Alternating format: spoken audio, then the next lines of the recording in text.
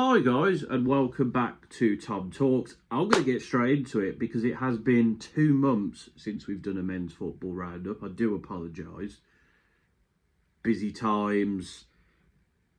We're going to talk today about Man United, the title race, the relegation battle, FA Cup, Champions League, League Cup, World Cup. Let's get straight into it. Man United are back in the Champions League. I am quite happy to say. Mission accomplished, basically. We'll quickly go over the games.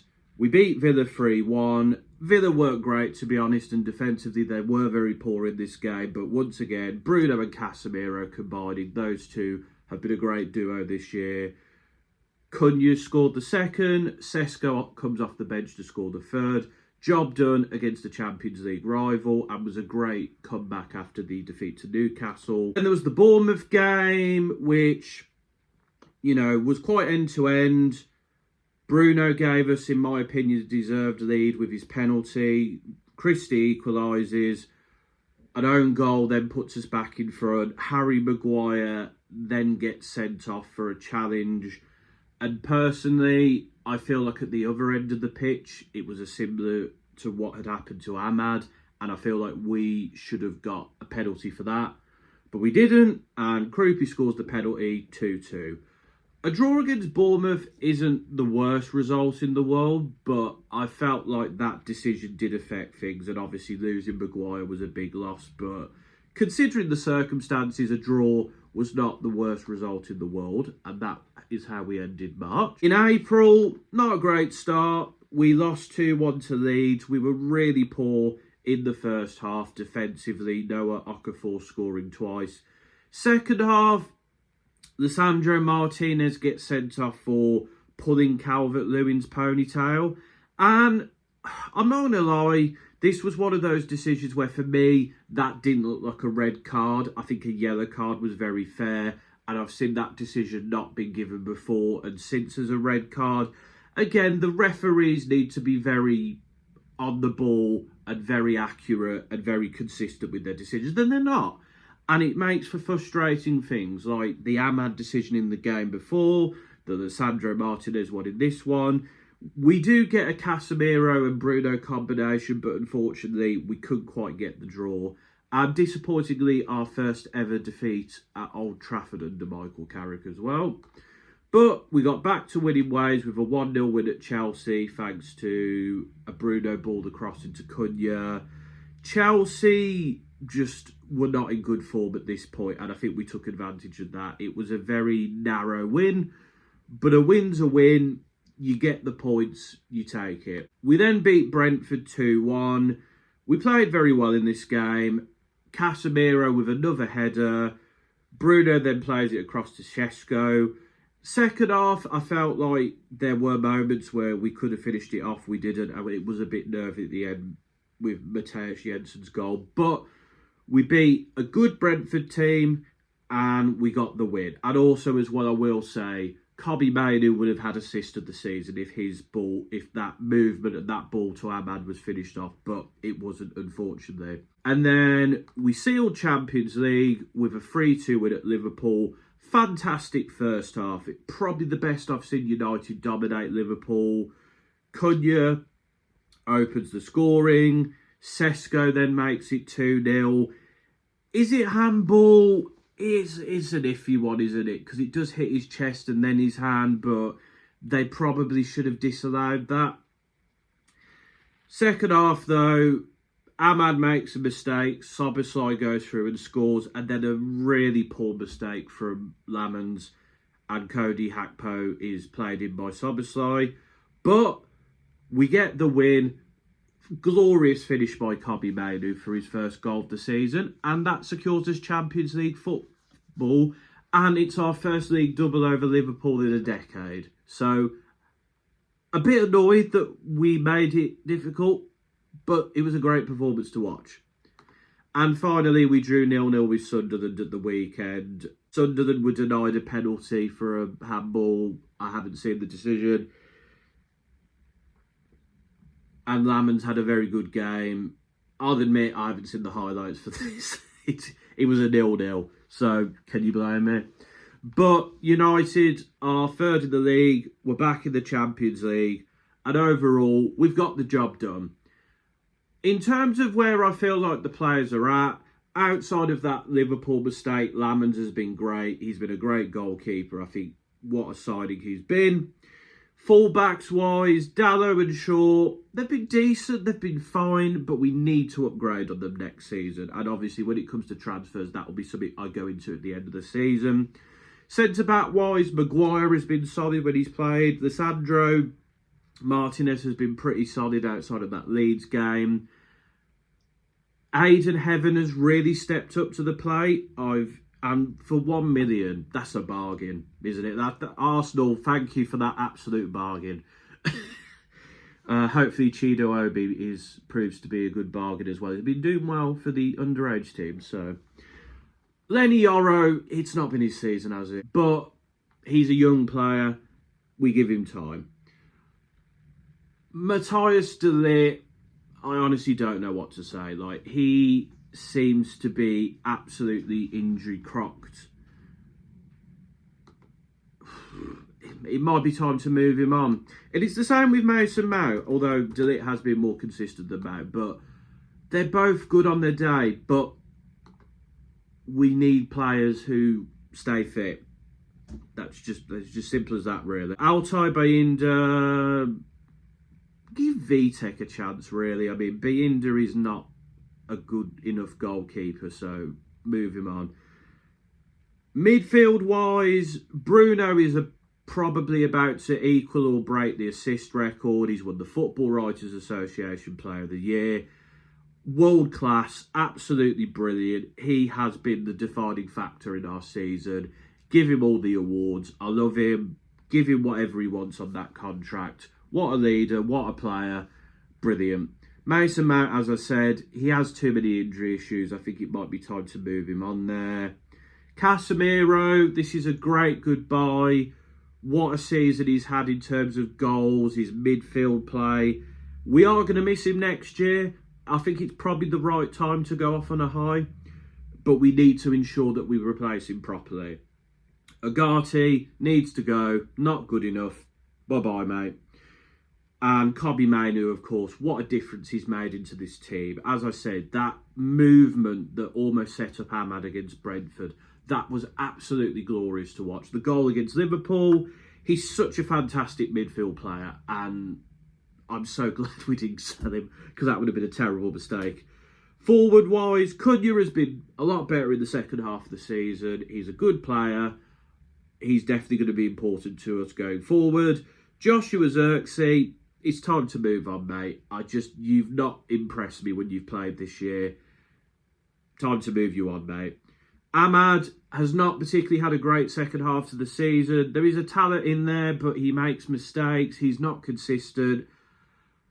I think he needs, a summer. And obviously there's like the World Cup and stuff, but he needs some time to find his form again. And hopefully he goes again next season. Brian Burmo has not been as great in the second half of the season. He has struggled a little bit, but he has been pretty good for us overall this season. So I say, give him time. Sesko has been fantastic in the second half of the season. He's found his goal-scoring touch, his finishing ability. He's in the right places at the right time. He's going to be a very good striker for us, I believe. Højlund is going to go to Napoli now. That's pretty much confirmed. Onana, I'm not sure he's staying at Trabzonspor. We need to get rid of him, though.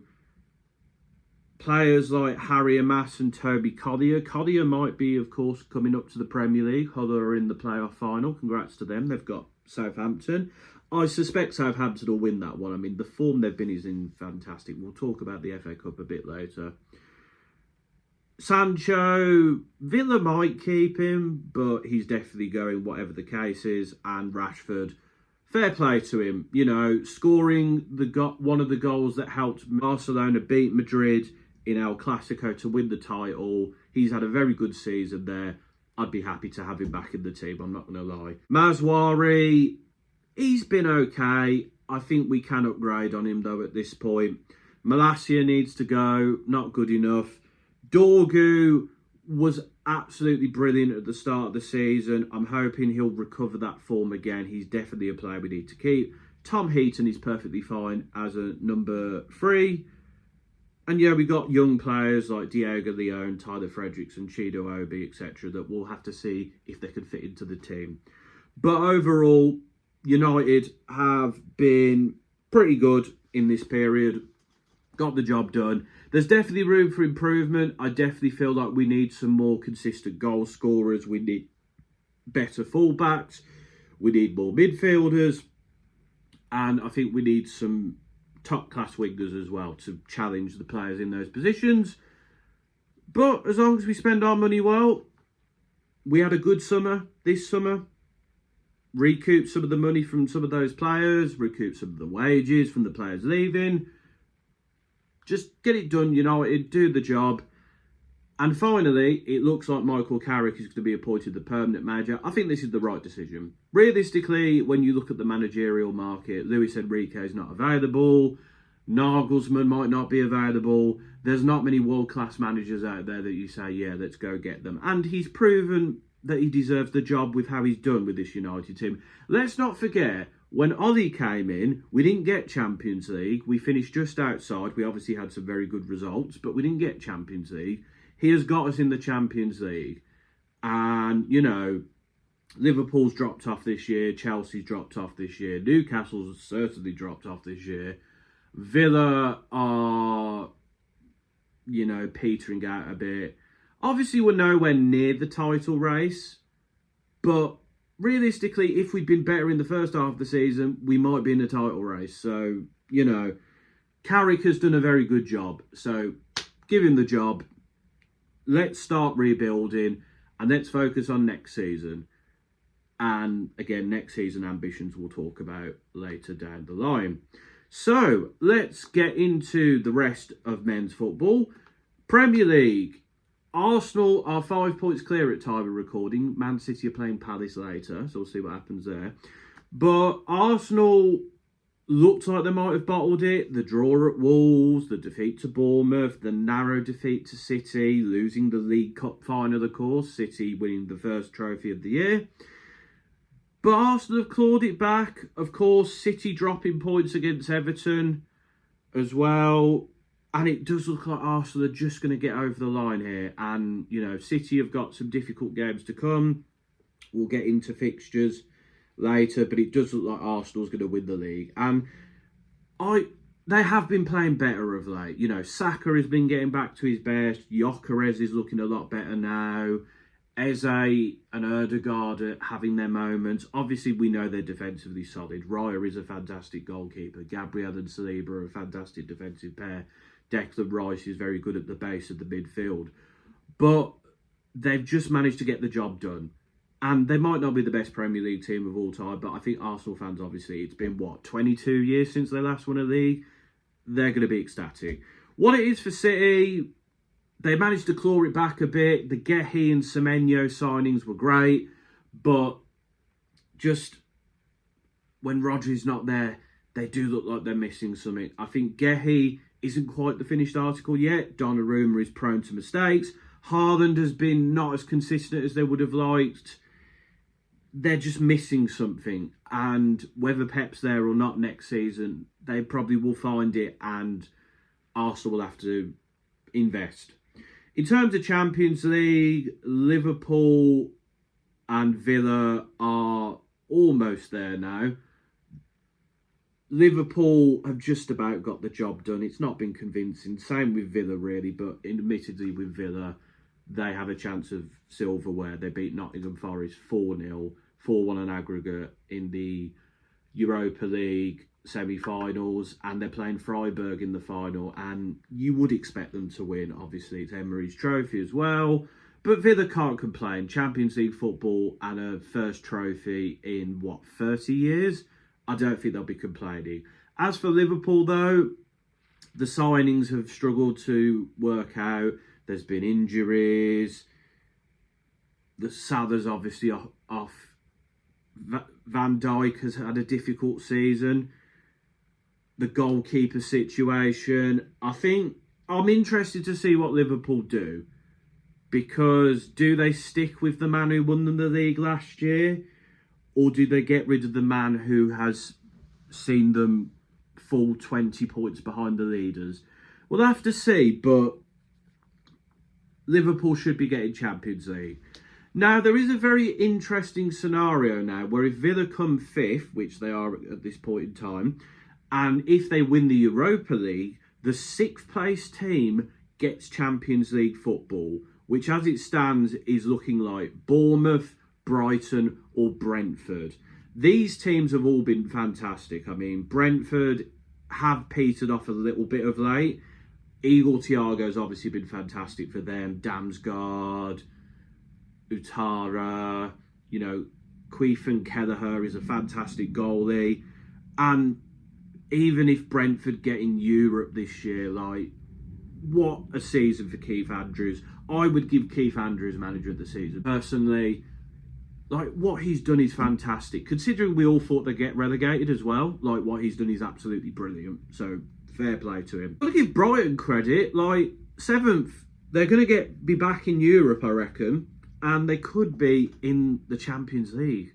That would be, they are a bit of a mystery of a team, but they just, they have players like Welbeck. They have Lewis Dunk at the back.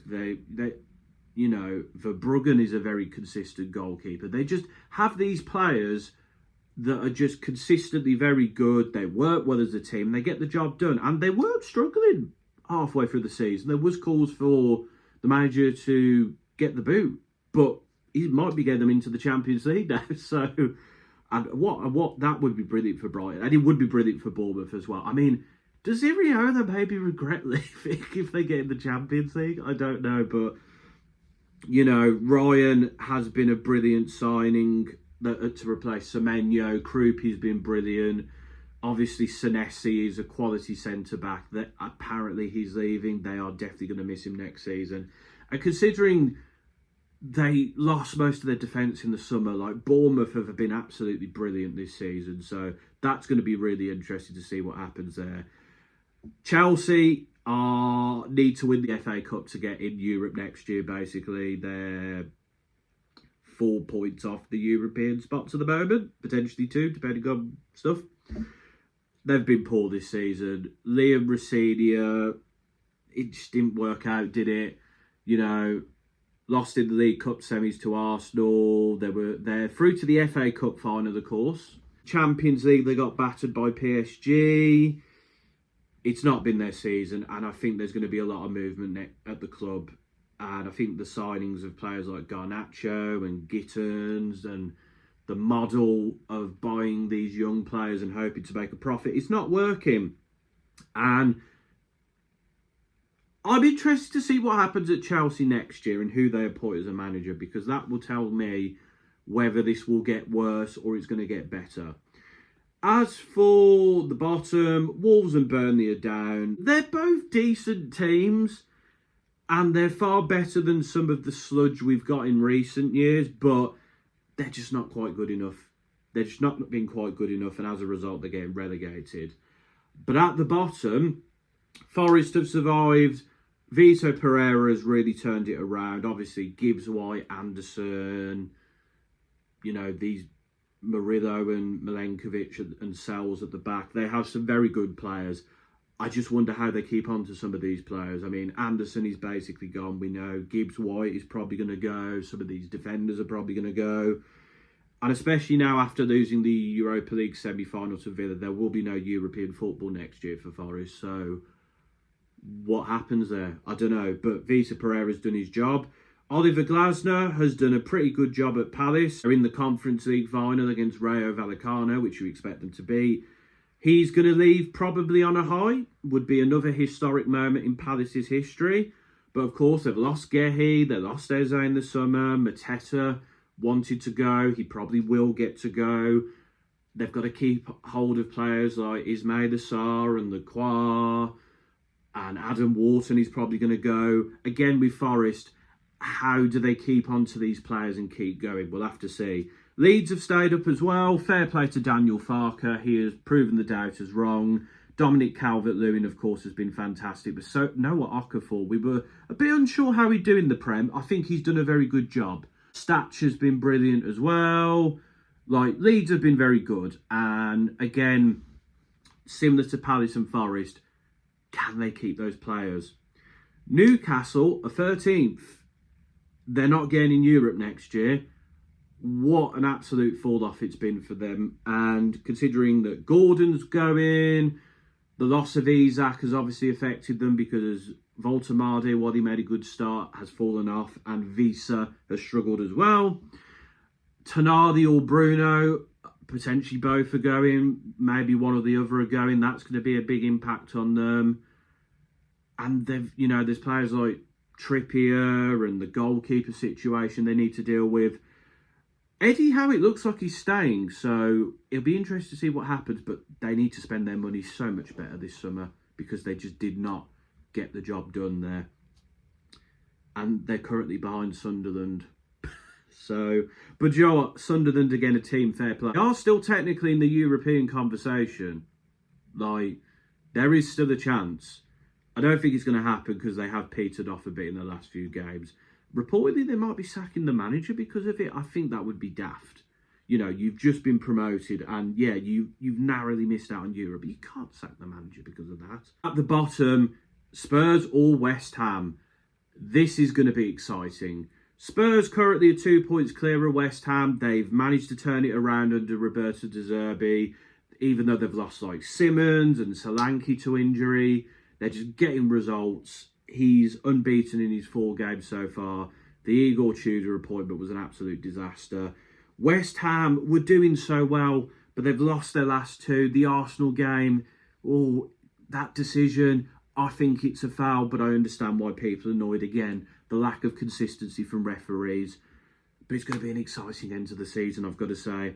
So we are going to look at the fixtures coming up.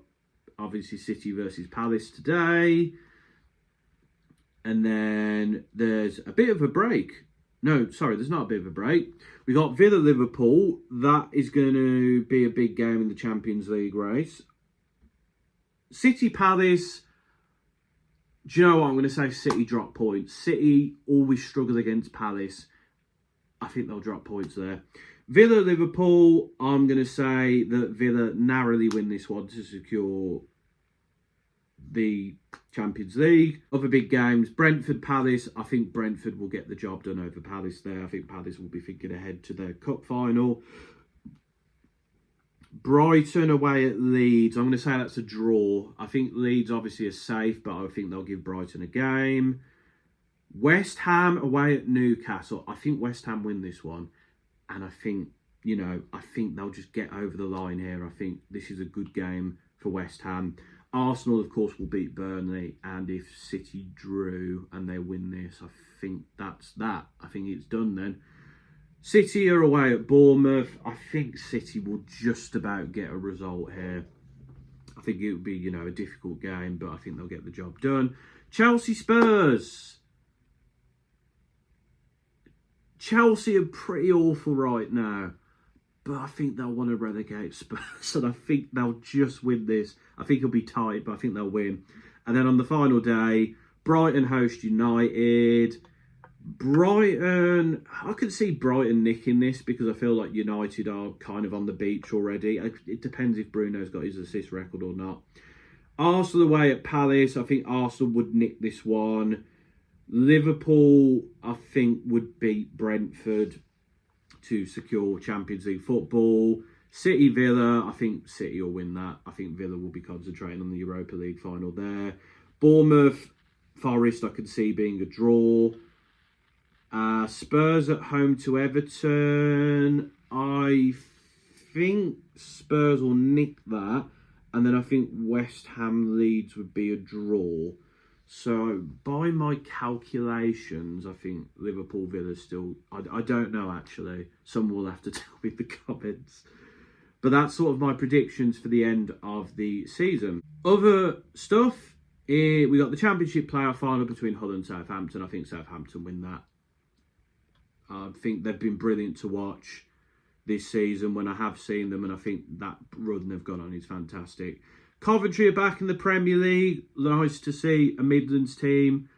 Happy for that. Ipswich are back up as well.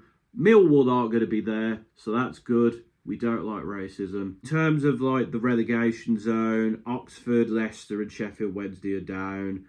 What's happened to Leicester is like, it's crazy. It's really crazy, man. Like, they won the Premier League like just over a decade ago and now they're in League One. But that's football for you, man. Anything can happen.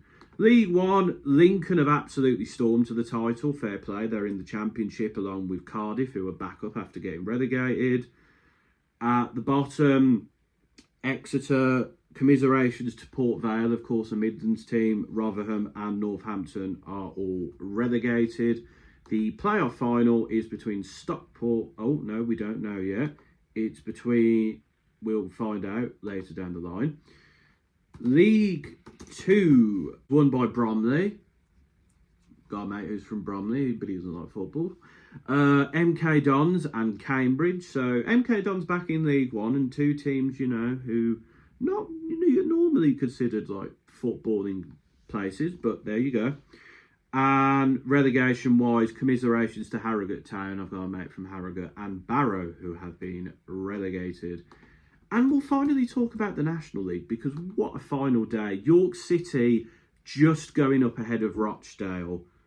But Rochdale did win the playoffs, so they're through as well. You know, after how gutted they must have felt about the other result, for them to go up is great. And Brackley Town, Morecambe, Braintree and Truro City are all relegated. So that is those leagues. We're going to quickly see what's going on across Europe. Serie A has been won by Inter Milan. First title for them since 24. And considering Christian Chivu was like a relative novice, that's a really good job he's done there. So props to Inter Milan. They did comfortably win the league as well. The Champions League race is very interesting though in Serie A, I will say. In the Liga, as I said, Barcelona's won the title, as you'd expect them to. And the usual expected suspects like Madrid, Villarreal, Atletico and Real Betis are going to be in the Champions League next year. In League 1, the title race is actually being decided this evening, I believe, between PSG and Lens. We'll have to see what happens there, but an exciting title race there. The Bundesliga has been won once again by Bayern Munich. Again, there's a bit of an exciting Champions League race in that one as well. And finally,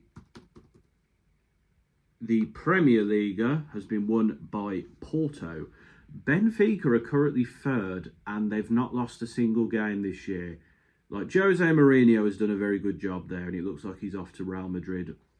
But for them to not win the league unbeaten, that must be really annoying. What else have we got to talk about? So, League Cup final, City won 2-0. Nico O'Reilly was great. He has been fantastic for City, by the way. So they got the job done there, and they've won that trophy once again. Like, they just love winning that trophy. The FA Cup, Chelsea sit in the final. Chelsea narrowly beat Leeds after they battered Port Vale. City went behind against Southampton. Southampton was so brilliant, but City just got over the line and did what they do.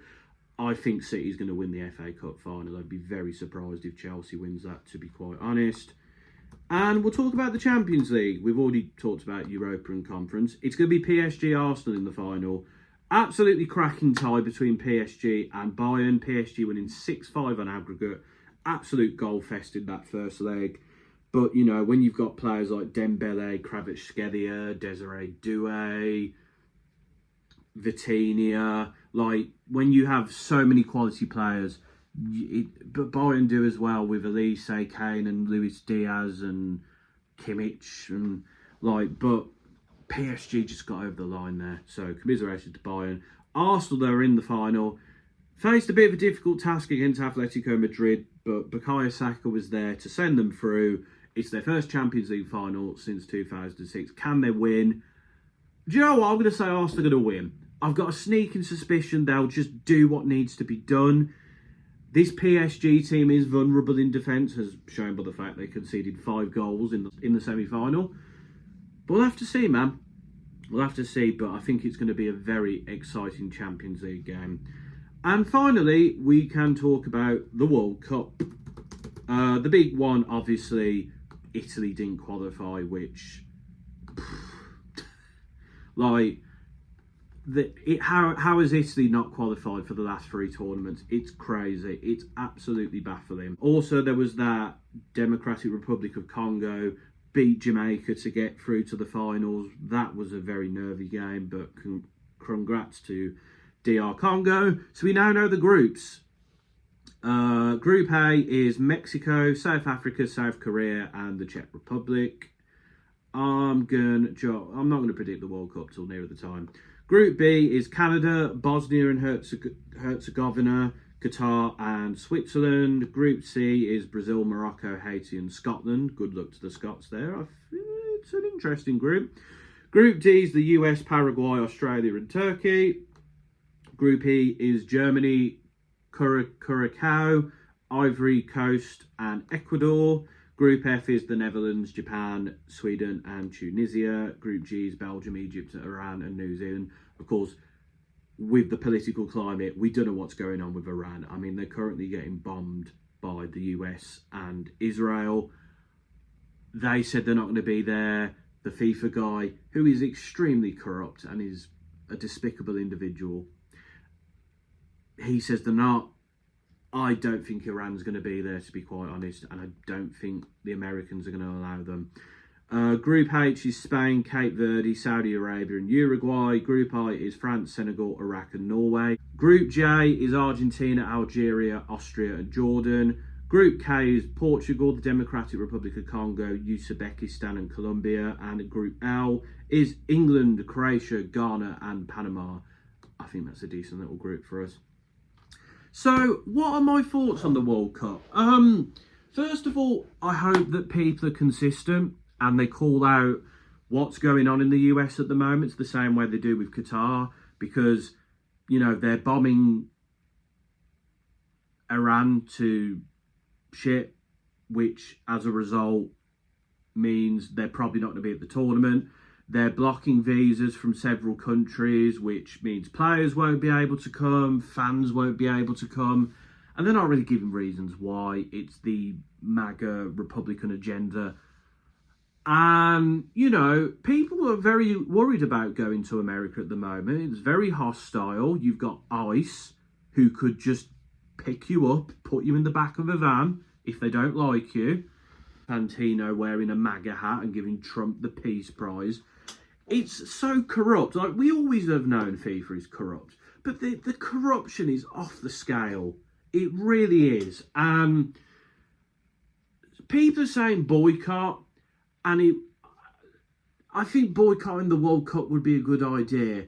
But are players going to do that? Are managers going to do that? Are fans going to do that? No, they're not. Let's be honest here.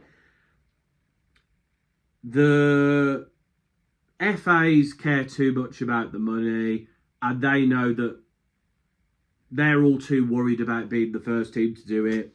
The players, some of them obviously do care about what's going on, but a lot of them probably don't. And the fans, it's probably the same. But something needs to be done, because the Qatar World Cup, you had, what was going on with the workers and gay rights over there. The tournament in Russia had issues. The tournament in Brazil, there was a lot of corruption around money. There was the corruption around the Germany tournament as well. Like, there's a lot of corruption going on at these tournaments. And players, fans, managers are being put into hostile environments where lives are under threat. And also the cost of the tickets is absolutely ridiculous. Like, it's ridiculous. Like, how do you expect someone to travel over to America, which is very expensive as is? They've got to get a hotel, then they've got to move around 3 different countries, potentially.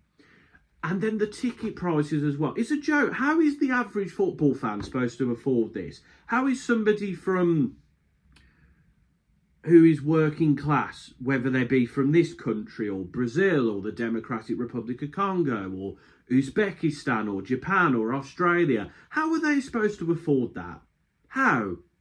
Football is the sport of the working class man, and this is not appropriate for the working class man, particularly if you're from a country that Donald Trump doesn't like, or the MAGA people don't like, or ICE thinks you might be a terrorist or an illegal immigrant. Like, this tournament is a joke. It really is. And FIFA is a mess. I think Infantino needs to go, but how that happens, I don't know.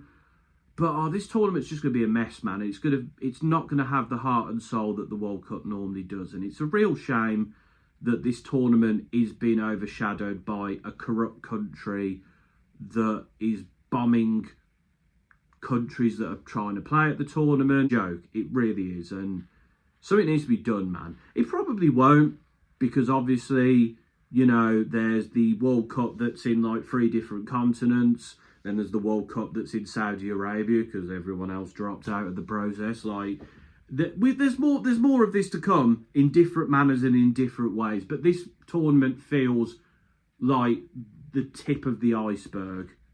It seems like each tournament gets even more corrupt. I have to say, the corruption around some of the World Cups is alleged, because it was never criminally proven, so just take that into account. So, but of course you can look into these things yourself. Don't just take my word for it, do your own research on these matters. And of course, the US and Iran are technically currently at a ceasefire. I should have specified that the bombing predominantly is past tense, but of course that's an ongoing situation, so we don't know what's going on there. But just thought I'd clarify a few points. Back to the video. But yeah, that's my thoughts on the World Cup, really. Like, it's just not going to have the heart and soul that it normally does. But that's my thoughts on men's football over the last few months. Man U are back in the Champions League. The title races go to the wire. The Champions League European races. The relegation battle is. You love to see it. You love that there's something to think about at the end of the season.